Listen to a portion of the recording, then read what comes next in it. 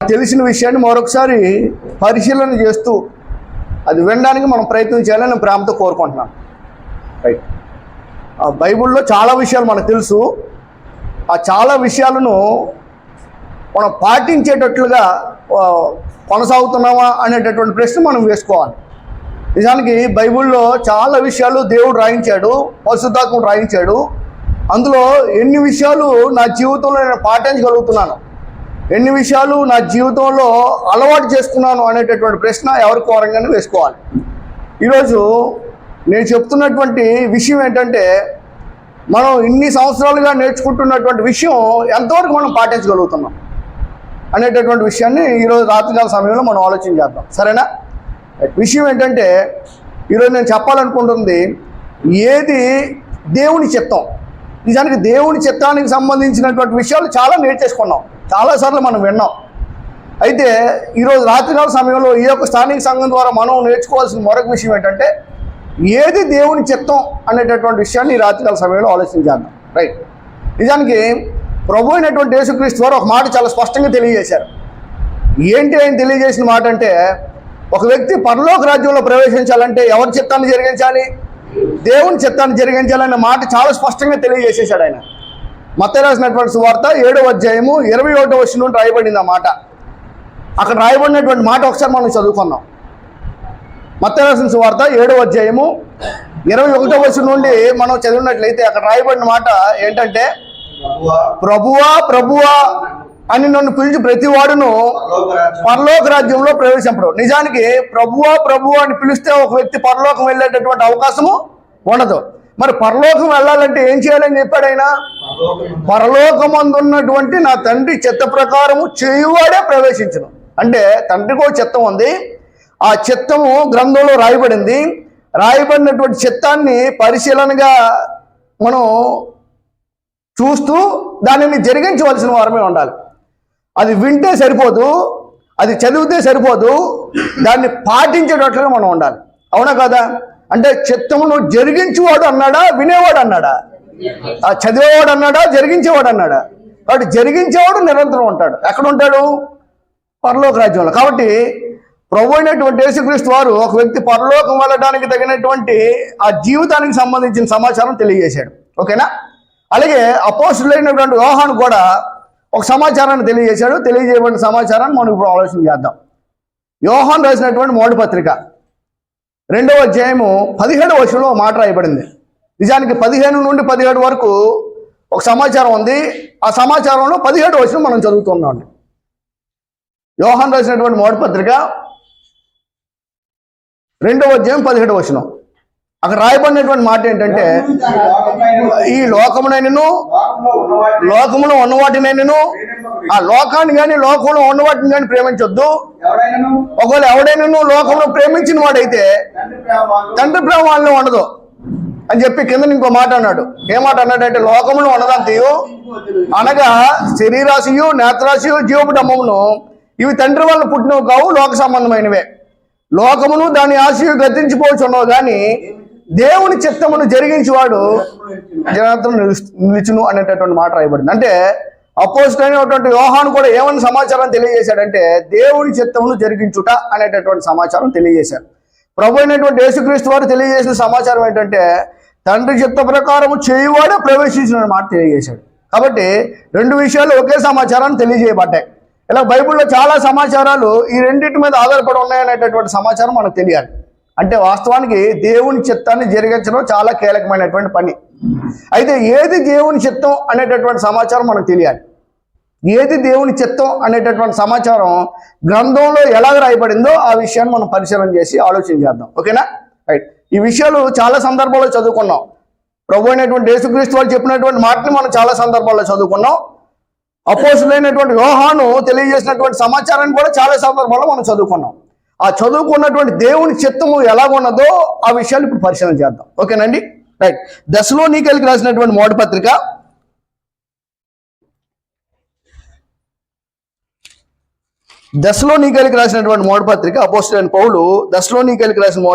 4వ అధ్యాయము 3వ వచనంలో సమాచారం తెలియజేశాడండి.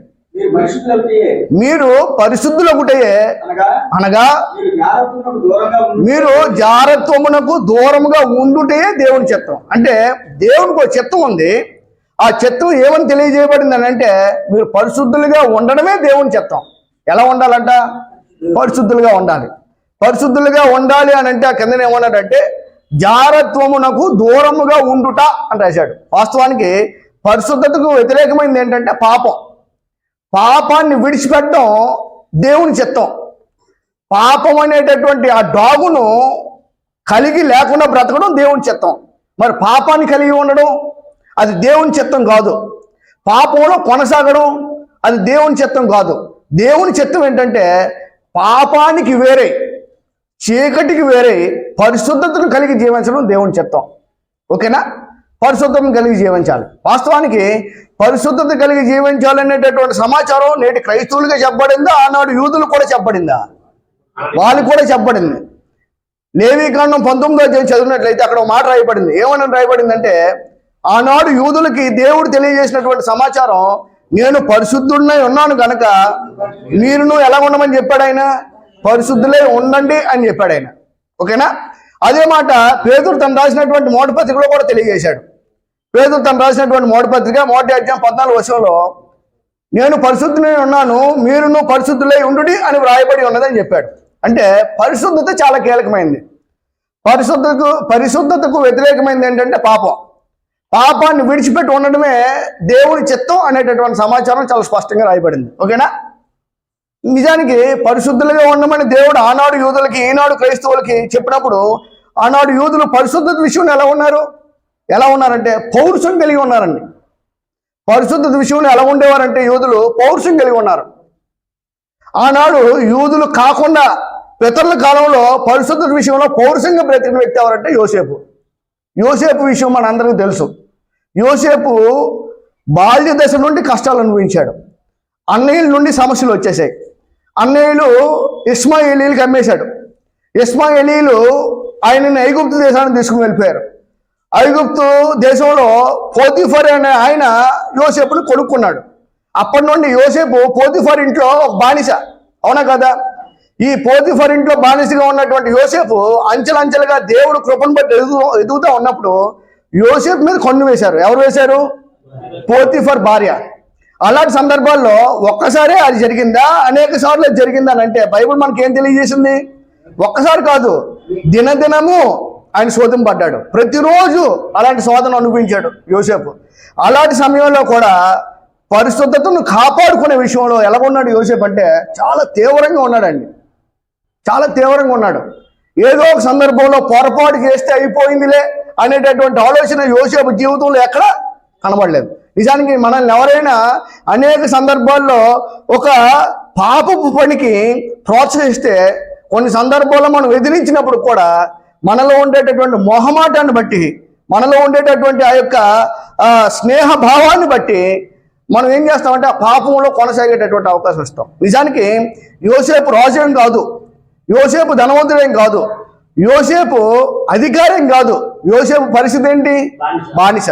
బానిస అంటే యజమాని ఏం చెప్పాడో అది చేయాలి, యజమానురాలు ఏం చెప్పాడో అది చేయాలి.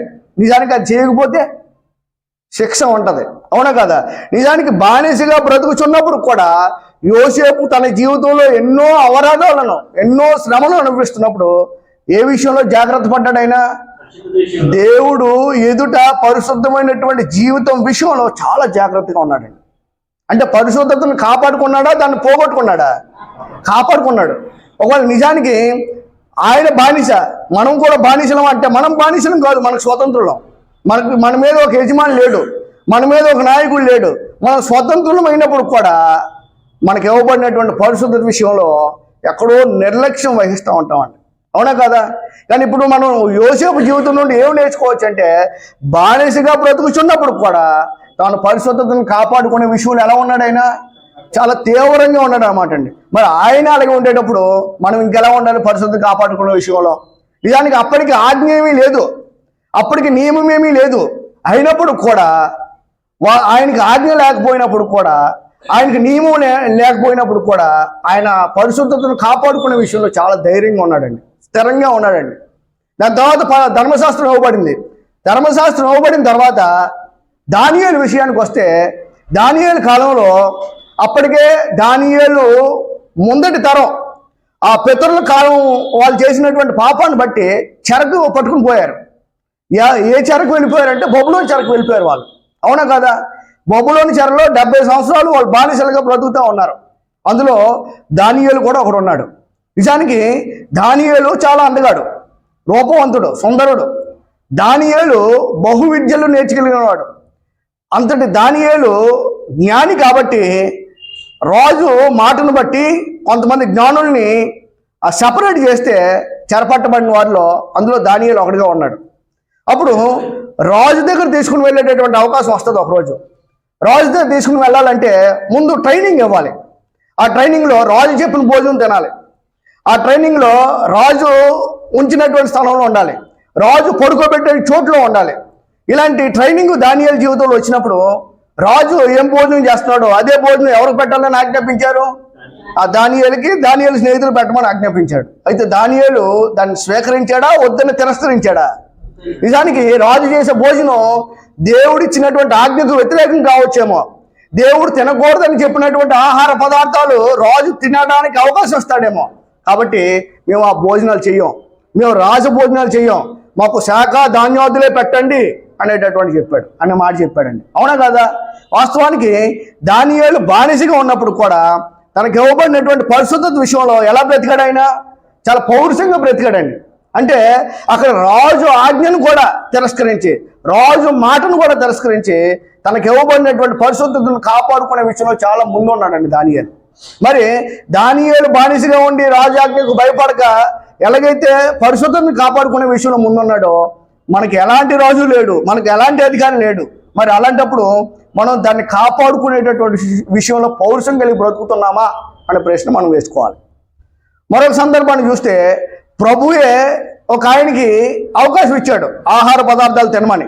ఆయన ఎవరంటే పేతురు ఆకలితో ఉన్నాడు, మేడగదిలో ఉన్నాడు.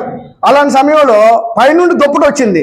ఆ దుప్పటిలో పరిశుద్ధమైనటువంటి ఆహారం కనబడింది, అపవిత్రమైనటువంటి ఆహారం కనబడింది. ఆ రెండింటిని ఏం చేయమని చెప్పాడు ఆయన? ఇదిగో తిను అని చెప్పాడు. అప్పుడు పేతురు ఏమన్నాడు?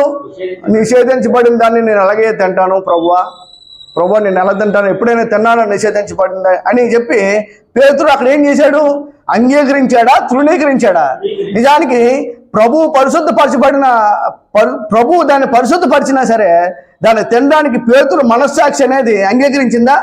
అంటే తానికి ఇవ్వబడినటువంటి పరిశుద్ధతను కాపాడుకున్న విషయంలో పేతురు ఎలా ఉన్నాడండి? చాలా పౌరుషంగా ఉన్నాడు. ధర్మశాస్త్రపు ముందటి దినాల్లో యోసేపు ఆజ్ఞ లేనప్పుడు కూడా పరిశుద్ధతను చాలా జాగ్రత్తగా కాపాడుకున్నాడు. ధర్మశాస్త్రం ఇచ్చిన తర్వాత, ధర్మశాస్త్రంలో పరిశుద్ధులుగా ఉండండి అనే ఆజ్ఞ ఇచ్చిన తర్వాత కూడా ఎవరది దానియేలు కానీ లేకపోతే పేతురు కానీ తనకు ఇవ్వబడినటువంటి పరిశుద్ధతను కాపాడుకున్న విషయంలో ఎంత జాగ్రత్తగా ఉన్నారు, ఎంత పౌరుషంగా ఉన్నారు. మరి మనకు కూడా పరిశుద్ధత ఇవ్వబడింది కదా, మీరు పరిశుద్ధులుగా ఉండండి అని ఆజ్ఞ ఇచ్చాడు కదా. మరి మనం ఆ పరిశుద్ధతను కాపాడుకునేటటువంటి విషయంలో ఎంతవరకు సక్సెస్ అవుతున్నాం ఒకసారి మనం ఈ ప్రశ్న వేసుకోవాలండి. ఓకేనా? అంటే పరిశుద్ధులుగా ఉండడమే దేవుని చిత్తం, అంతే తప్ప అపవిత్రులుగా ఉండడం ఆయన ఇష్టమేమీ కాదు. అంటే మనకు ఇవ్వబడినటువంటి పరిశుద్ధత ఏంటో, ఆ పరిశుద్ధతను మనం ఎలా కాపాడుకోవాలో దానికి సంబంధించినటువంటి సమాచారాన్ని లేఖనాలను బట్టి తెలుసుకోవాల్సినటువంటి అవసరత ఖచ్చితంగా ఉంది. కాబట్టి పరిశుద్ధులుగా ఉండాలి, పరిశుద్ధతను కాపాడుకోవాలి, ఈ పనిని మనం జరిగించాలి. ఓకేనా? రైట్. ఒకటో పాయింట్ అది ఏంటంటే, ఏది దేవుని చిత్తం అంటే మనం పరిశుద్ధులుగా ఉండడమే దేవుని చిత్తం. ఈ విషయాన్ని గ్రహించుకోవాలి. తర్వాత మరొక విషయాన్ని మనం ఆలోచన చేద్దాం. రోమిలకు రాసినటువంటి పత్రికలో మరొక సమాచారం రాయబడింది. రోమిలకు రాసినటువంటి పత్రిక 12వ అధ్యాయము 2వ వచనంలో ఈ మాట రాయబడిందండి. అపోస్తలుడైన పౌలు రోమిలకు రాసినటువంటి పత్రిక 12వ అధ్యాయము 2వ వచనంలో ఆయన తెలియజేసినటువంటి మాటను ఒకసారి చదువుకుందామండి.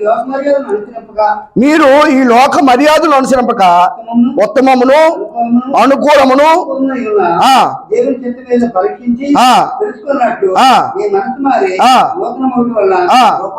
నిజానికి ఇక్కడ 2 మాటలు రాయబడ్డాయి.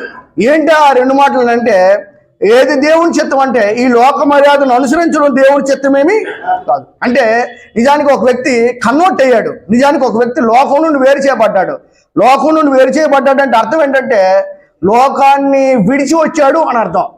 అవునా కదా? ఇప్పుడు లోకాన్ని విడిచి వచ్చిన వాడు లోకంలో ఎలా ఉంటాడు? నిజానికి ఈరోజు పిల్లలు ఉన్నారు, స్కూలును విడిచి వచ్చారు ఇంటికి. స్కూలును విడిచి వచ్చారంటే స్కూల్లో ఉంటారనా? ఉండరనే కదా. ఒక వ్యక్తి ఖైదీ జైలును విడిచి వచ్చాడు. జైలును విడిచి వచ్చాడంటే జైల్లో ఉంటాడనా? కాదు కదా. జైలు నుండి బయటకు వచ్చాడు. ఇప్పుడు మనం కూడా ఒకప్పుడు లోకంలో ఉన్నాం, లోకంలో పెరిగాం, లోకంలో తిరిగాం, లోకాన్ని అనుభవించాం. ఇప్పుడు క్రీస్తు ప్రభు వారు వచ్చి మనల్ని ఏం చేశారంటే లోకం నుండి ఏం చేశాడు? ఆయన వేరు చేశాడు. లోకం నుండి వేరు చేశాడు అని అంటే ఇక లోకంలో మనం ఉంటామా? ఉన్నాం. మరి లోకంలో లేనప్పుడు లోక మర్యాద ఎలా ఆచరిస్తున్నాం? లోకంలో లేనప్పుడు లోక పద్ధతులను ఎలా ఆచరిస్తున్నాం? లోకంలో లేనప్పుడు లోక ఇష్టాన్ని మనం ఎలా నెరవేరుస్తున్నాం? ఒకవేళ అలా నెరవేరిస్తే మనం దేవుని చిత్తాన్ని జరిగించిన వాళ్ళము. అందుకే ఏమని రాశాడంటే, కాబట్టి మీరు ఈ లోక మర్యాదను అనుసరించొద్దు. నిజానికి లోక మర్యాద చాలా గొప్పది. లోక మర్యాద ఎక్కడ గొప్పది అంటే క్రీస్తులో గొప్పది కాదు. ఎక్కడ గొప్పది? అది లోకంలో గొప్పది. లోకంలో పండుగ గొప్పది, లోకంలో ఉత్సవాలు గొప్పవి, లోకంలో సంవత్సరాలు గొప్పవి. ఇప్పుడు ఒక క్రైస్తవుడు వాటి క్రింద ఉండవలసిన అవసరము. ఈరోజు లోకంలో ఉండే పండుగలు ఉన్నాయి కదండి, ఎలా సెలబ్రేట్ చేస్తారు? వాళ్ళు చాలా గ్రాండ్గా సెలబ్రేట్ చేస్తారు. ఈరోజు లోకం ఉండే ఈ ఈ సంవత్సరాలు ఆచరిస్తున్నారు కదా, ఎలాగ ఆచరిస్తారు? వాళ్ళు చాలా గ్రాండ్గా ఆచరిస్తారు. ఈరోజు 31st నైట్ వచ్చింది అనుకోండి, ఎలా ఉంటుంది పరిస్థితి? లోకంలో చాలా గ్రాండ్గా ఉంటుందండి. రాత్రి 12 వరకు పడుకోరు, 1 గంట వరకు పడుకోరు, తిరుగుతూనే ఉంటారు. లోకంలో అందరూ కూడా ఏమని చెప్పుకుంటారంటే happy new year, happy new year, happy new year. ఎక్కడ చెప్పుకుంటారు? లోకంలో చెప్పుకుంటారు. అది లోక సంబంధమైన మనుషుల మధ్య ఉండేది అది. కానీ ఒక వ్యక్తి క్రీస్తు దగ్గరికి వచ్చిన తర్వాత ఇంకా లోకాన్ని విసర్జించాలి, ఇంకా లోకంలో ఉండకూడదు, లోకం నుండి వేరు చేయబడ్డావు. ఈ సమాచారం క్రైస్తవుడికి అర్థం అవ్వాలి. అంటే నువ్వు లోకం నుండి వేరు చేయబడ్డమే దేవుని చిత్తం తప్ప లోకంలో కలిసిపోవడం అనేది దేవుని చిత్తము. అందుకే ఏమని రాశాడంటే మీరు ఈ లోక మర్యాదను అనుసరించొద్దు అని రాశాడు. రెండో విషయం ఏంటి రాశాడంటే మీ మనసు మారి నూతన మొగటి వల్ల రూపాంతరం చెందండి అని రాశాడు. అంటే మనసు ఏమవ్వాలంట? మనసు మారాలి. మనసు మారాలంటే మార్పు చెందాలి. నిజానికి ఒక మనిషి యొక్క మనసు ఎప్పుడు మారుద్దండి? ఒక మనిషి మనసు ఎప్పుడు మారుద్ది అని అంటే మాటలు చెప్తే మారదు, మనుషుల ఆలోచన చెప్తే మారదు, మనుషుల ఉద్దేశాన్ని తెలియజేస్తే మారదు. ఒక వ్యక్తి యొక్క మనసు మారాలంటే అది కేవలం దేవుని వాక్యమును బట్టి మాత్రమే. దేని బట్టి మారుతుందండి? దేవుని వాక్యాన్ని బట్టి. నిజానికి దేవుని వాక్యం వింటూ మనసుని ఏం చేసుకోవాలి? మార్చుకోవాలి. నిజానికి మనసు మంచిది దేవుని సృష్టించినప్పుడు. మనసు ఎలాంటిదంటే చాలా మంచిది దేవుడు సృష్టించినప్పుడు. కానీ ఎప్పుడైతే ఈ మనసును పట్టుకొని లోకానికి వచ్చామో, లోకానికి వచ్చిన తర్వాత మనసు కాస్త ఏమైపోయింది? చెడిపోయింది, పాడైపోయింది. ఆఖరికి చెడిపోయి పాడైపోయి అది నరకానికి దగ్గరైంది ఆ మనసు. నిజానికి అలాంటి మనసును ఇప్పుడు మనం ఏం చేసుకోవాలని చెప్తూ ఉన్నాడు? మార్చుకోవాలి. దాన్నే బైబిల్ ఏమని రాశాడంటే మారు మనస్సు అన్నాడు. ఏ మనసు అన్నాడండి? మారు మనస్సు అంటే అర్థం ఏంటి? నీ మనసును నువ్వు మార్చుకోవడం. అది ఎవరి చేతుల్లో ఉంది? దేవుడి చేతుల్లో లేదు, అది మన చేతుల్లోనే ఉంది. మనమే మన మనసును మార్చుకోవాలి. మన మనసును మార్చుకోవడం అంటే మన పాత జీవితాన్ని విడిచిపెట్టడం. మనసు మార్చుకోవడం అంటే మనం పాపాన్ని విడిచిపెట్టడం. మనసు మార్చుకోవడం అంటే మనం లోకాన్ని విడిచిపెట్టడం. మనసు మార్చుకోవడం అంటే మనం క్రీస్తుతో సంబంధాన్ని ఏర్పాటు చేసుకోవడమే మనసు మార్చుకోవడం అంటే.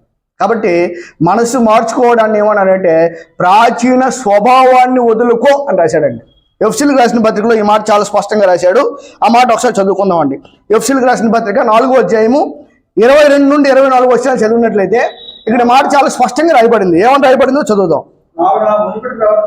కాబట్టి మునుపటి ప్రవర్తన విషయంలో అయితే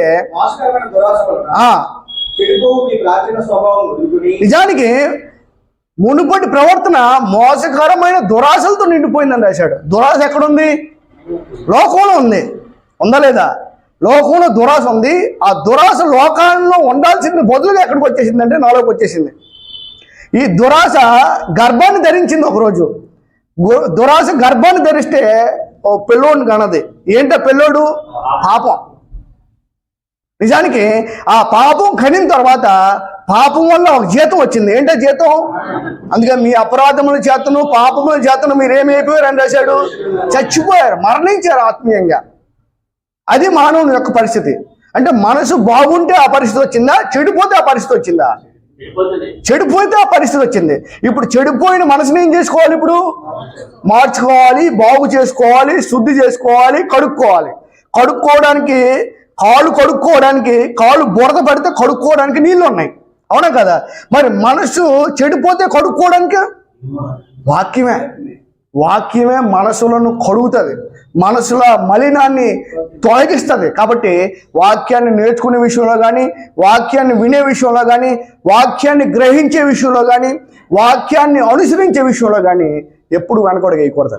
ఆ వాక్యమే మన మనసును మార్చడానికి ఒక గొప్ప సాధనం, ఓకేనా? కాబట్టి వాక్యం చాలా గొప్ప పని చేస్తుంది, మన మనసును మార్చేటటువంటిది వాక్యం. అందుకే ఎఫెసీ పత్రికలో ఆ మాట చాలా స్పష్టంగా రాశాడు, ప్రాచీన స్వభావాన్ని వదులుకో. ఆ ప్రాచీన స్వభావం ఏమైపోయిందంటే దురాశల వల్ల చెడిపోయింది. ఈ చెడిపోయినటువంటి ప్రాచీన స్వభావాన్ని విడిచిపెట్టి క్రీస్తునందు సృష్టింపబడినటువంటి నూతన స్వభావం, నవీన స్వభావాన్ని ధరించుకొని చెప్పాడు, ఓకేనా? అంటే ఇప్పుడు మన మనసును మార్చుకోవడానికి ఎవరు పని చేయాలి? ఇప్పుడు మన మనసును మార్చుకోవాలి, ఎవరు పని చేయాలి? ఇప్పుడు మనమే పని చేయాలి. మన మనసును ఎంతవరకు లోకం వైపు ఇచ్చాం, లోకంతో ఉంచాం. ఇప్పుడు అదే మనసును దేవుని మీద, దేవుని వాక్యం మీద కేంద్రీకరిస్తే అప్పుడు మన మనసు ఏమవుద్ది?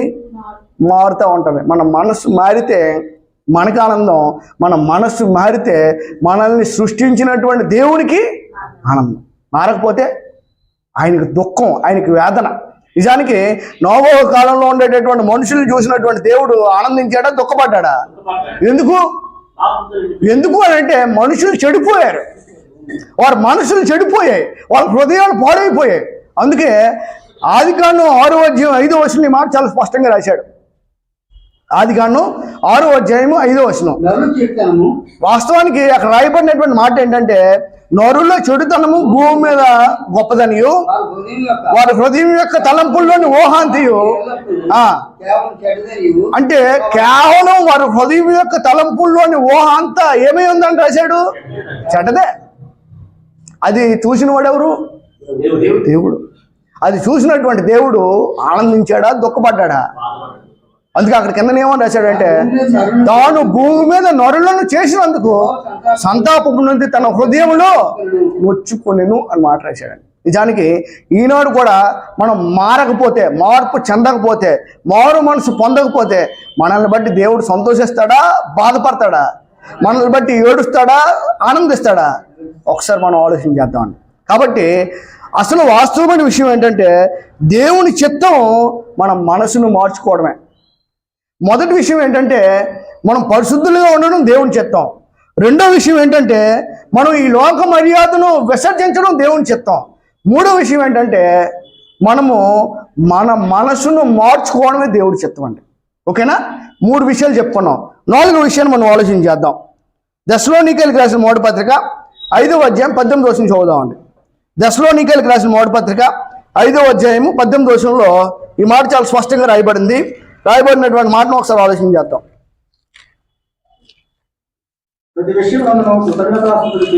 నిజానికి ఈ మాట చాలా సందర్భాల్లో మనం చదువుకున్నాం. ఏంటి ఈ మాట అంటే, ప్రతి విషయం అందును ఏం చెల్లించాలని రాశాడు? కృతజ్ఞతాస్తుతులు చెల్లించడి ఇలాగు చేయుట యేసుక్రీస్తునందు మీ విషయంలో ఎవరి చిత్తం అని రాశాడు? అది దేవుని చిత్తం. నిజానికి దేవుని చిత్తం ఏంటంటే మనం ప్రతి విషయంలో ఏం చెల్లించాలట? కృతజ్ఞతాస్తుతులు చెల్లించాలి. నిజానికి కృతజ్ఞతాస్తుతులు చెల్లిస్తారు కదా, కృతజ్ఞత కూడికలు పెట్టుకుంటారు కదా. ఎప్పుడు పెట్టుకుంటారు కృతజ్ఞత కూడికలు? మేలు జరిగినప్పుడే, లాభం పొందినప్పుడే, క్షేమంగా ఉన్నప్పుడే. నిజానికి కష్టం వచ్చిందనుకోండి కృతజ్ఞత కూడికి పెడతాడా? ఏడుపు వచ్చిందనుకోండి కృతజ్ఞత కూడికి పెడతాడా? ఎవరైనా చనిపోయారనుకోండి కృతజ్ఞత కూడికి పెడతాడా? మన ఆస్తి కోల్పోయాం అనుకోండి కృతజ్ఞత కూడికి పెడతాడా? మన ఆరోగ్యం క్షీణించింది అనుకోండి కృతజ్ఞత కూడికి పెడతాడా? కానీ ఇక్కడ రాయబడినటువంటి మాట మనం ఆలోచన చేస్తే ప్రతి విషయమందును అని రాశాడు. కేవలం మేలులు పొందుకున్నప్పుడే కాదు, కేవలం ఎప్పుడు కాదు? మేలులు పొందుకున్నప్పుడే కాదు. ఒకవేళ కీడు సంభవించిన, నష్టం సంభవించిన, శ్రమ సంభవించిన, ఇరుకు సంభవించిన, ఆర్థిక లోటు సంభవించిన అలాంటి సమయంలో కూడా మనం దేవునికి ఏం చెల్లించాలట? కృతజ్ఞతాస్తుతులు చెల్లించాలి. ఇలా చెల్లించిన వాళ్ళు బైబిల్లో ఎవరైనా ఉన్నారా? యోబు, ఏ గ్రేట్ మ్యాన్. ఆయన ఉన్నప్పుడు ఎలాగైతే దేవునికి కృతజ్ఞతలు చెల్లించాడో కోల్పోయినప్పుడు కూడా అదే కృతజ్ఞతలు చెల్లించాడు. దేవుడు ఇచ్చాడు, దేవుడు తీసుకున్నాడు. దేవుని నామమునకు మహిమ కలుగును గాక, స్తుతి కలుగును గాక అన్నాడు. నిజానికి మనం మన దగ్గర ఉన్నటువంటి ఆస్తిని కోల్పోయినప్పుడు కానీ, మన దగ్గర ఉన్నటువంటి ఆరోగ్యాన్ని కోల్పోయినప్పుడు కానీ, మన దగ్గర ఉన్నటువంటి ఆ కుటుంబ సభ్యుల్ని కోల్పోయినప్పుడు కానీ, నాయనా నీ కృతజ్ఞతలు అని చెప్తాం. ఎప్పుడైనా ఏడుస్తాం. ఆఖరికి కొన్ని సందర్భాల్లో మనసు తట్టుకోలేక, మనసులో ఉండే బాధ భరించలేక దేవుణ్ణి దూషించే పరిస్థితికి కూడా వెళ్ళిపోతాం. ఇలాంటి క్రైస్తవులు లేదా నేటి కాలంలో చాలామంది. కానీ ఇక్కడ రాయబడినటువంటి దేవుని చిత్తం ఏంటంటే, ప్రతి విషయం ముందు నువ్వు ఏం చెల్లించాలట? కృతజ్ఞతాస్తుతులు చెల్లించడి. ఇలాగ చేయుట మీ విషయంలో యేసుక్రీస్తునందు ఎవరి చిత్తం అని రాశాడు? అక్కడ దేవుని చిత్తము అని రాశాడండి. ఓకేనా? కాబట్టి ప్రతి విషయంలో మనం ఎలాంటి పరిస్థితుల్లో ఉన్నా, ఎక్కడున్నా, ఎలా ఉన్నా, ఎప్పుడున్నా మనం చెల్లించవలసిన ఒకే ఒకటి ఏంటంటే, తండ్రి నీకు కృతజ్ఞతలు.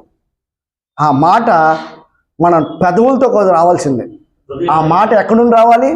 మన హృదయ లోతులో నుండి రావాలండి. ఆ హృదయ లోతుల్లో నుండి వచ్చినటువంటి ఆ మాట చూడడానికి ఎవరు చూడాలి? అది మనుషులు చూడలేరు. హృదయ లోతుల్లో నుండి వచ్చేటటువంటి ఆ మాటని ఎవరు చూస్తారు? ఆ మాటని మహోన్నతుడైన దేవుడు చూస్తాడండి. ఆయన చూసేటట్లుగా మనం కృతజ్ఞత కలిగి బ్రతకాలండి. ఈరోజు క్రైస్తవ సమాజంలో అనేక మంది కృతజ్ఞత కలిగి బ్రతుకుతున్నామని చెబుతూ కృతజ్ఞత లేని వారిగా ఉన్నారు. ఎలా చెప్పమంటారా? ఎలాగ చెప్పనా? నిజానికి దేవుడు 6 రోజులు కాచి కాపాడుతూ సంరక్షిస్తూ అవసరాలన్నీ తీరుస్తున్నట్టు మొదటి రోజు దేవుడికి ఇవ్వడండి. మొదటి రోజు ఎవరికి ఇవ్వడు? దేవునికి ఇవ్వడు. నిజానికి మొదటి రోజు ఎవరిది? దేవునిది. ఆదివారం ఎవరిది? దేవుడిదే. ప్రభుదినం ఎవరిది? దేవునిది. అది ఆయనకి ఇచ్చేయాలి. ఎందుకంటే 6 దినాలు సంరక్షిస్తున్నాడు కదా, 6 దినాలు కాపాడుతున్నాడు కదా, 6 దినాలు పోషిస్తున్నాడు కదా, 6 దినాలను బ్రతికించాడు కదా. నిజానికి ఆ కృతజ్ఞత మనలో ఉండాలా లేదండి? ఆ రోజే పని పెట్టుకుంటారు, ఆ రోజే ప్రయాణం పెట్టుకుంటారు, ఆ రోజే ఉద్యోగంకి వెళ్తారు, ఆ రోజే అంటే ఆదివారం కంటే ప్రాముఖ్యమైనది ఇంకోటి ఉందా అంటే ఇక క్రైస్తవ జీవితంలో ఉందేమో. ఒకవేళ ఉంది అని అంటే మాత్రం ఆ వ్యక్తి కృతజ్ఞతలు తెలియజేసేవాడిగా లేడు, దేవుని చిత్తాన్ని జరిగించేవాడిగా లేడు. ఈ సమాచారాన్ని మనం గ్రహించుకోవాలి. నేను ఒకే ఒక విషయం చెప్పాను. ఇలాంటివి చెప్పుకుంటూ పోతే ఎన్నో సందర్భాల్లో క్రైస్తవులు కృతజ్ఞత తెలియజేయలేని వారిగా బ్రతుకుతూ ఉన్నారు. ఓకేనా? కానీ మనకి ఇవ్వబడినటువంటి ఆజ్ఞ ఏంటంటే, దేవుని చిత్తం ఒకటి ఉంది. ఆ చిత్తమే మనం ప్రతి విషయంలో ఏం చెల్లించడం? కృతజ్ఞతాస్తుతులు చెల్లించడం. ఇంకో మాట చదువుకొని మనం ఈ క్లాస్ను మనం ముగించుకుందామండి. పేతురు రాసినటువంటి మొదటి పత్రిక 3వ అధ్యాయం 17వ వచనం చదువుదామండి. పేతురు తను రాసినటువంటి మొదటి పత్రిక 3వ అధ్యాయం 17వ వచనంలో దేవుని చిత్తానికి సంబంధించినటువంటి మరొక మాట రాయబడింది. ఆ మాట ఈ రాత్రికాల సమయంలో ఆలోచించారు. ఏంటండి? దేవుని చిత్తం అలా ఉండేలా కీడు చేసి శ్రమపడటం కంటే మేలు చేసి శ్రమపడే బహుమంచిది. నిజానికి కీడు చేసి శ్రమ పడడం అనేది సర్వసాధారణమే, అవునా కదా? ఇప్పుడు దొంగతనం చేశాడు, దొంగతనం చేసి దొరికిపోయాడు. దొరికిపోతే ఆ పక్కింటోడో ఎదురింటోడో ముందింటోడు ఏం చేస్తాడు? 4 దెబ్బలు వేస్తాడు. ఇప్పుడు శ్రమ వచ్చింది ఆ వ్యక్తికి. దేన్ని బట్టి శ్రమ వచ్చింది? తాను చేసినటువంటి కీడుని బట్టి శ్రమ వచ్చింది. అంటే కీడు చేసి శ్రమ పడితే అది గొప్పతనం ఏమీ కాదు. కానీ ఏం చేసి శ్రమ పడితే అది గొప్పతనం అని అంటే, ఎదుటి వ్యక్తికి మేలు చేసి, ఎదుటి వ్యక్తికి క్షేమాన్ని కలుగు చేసి, అప్పుడు ఆ క్షేమాన్ని బట్టి, ఆ మేలుని బట్టి మనం శ్రమ పడితే అది చాలా గొప్పది. అదే దేవుని చిత్తం అని రాశాడండి. ఏది దేవుని చిత్తం అంటే మేలు చేసి శ్రమ పడడం. ఈరోజు క్రైస్తవులు అనేక మంది ఒక మేలు చేస్తూ ఉన్నారండి. ఆ మేలును చేస్తూ శ్రమలో వేస్తూ ఉన్నారు. ఏంటంటే సువార్తను ప్రకటించడం. సువార్త ప్రకటన అనేది మేలా కీడా? మేలు. ఎంతో మందికి రక్షణ భాగ్యాన్ని అందించేటటువంటి సువార్తను ప్రకటన చేస్తూ చాలామంది రాళ్ళ దెబ్బలు తింటున్నారండి. చాలామంది చెప్పులతో కొట్టబడుతున్నారు. చాలామంది బూతుల చేత తట్టుకోలేనటువంటి పరిస్థితికి వెళ్ళిపోతూ ఉన్నారు.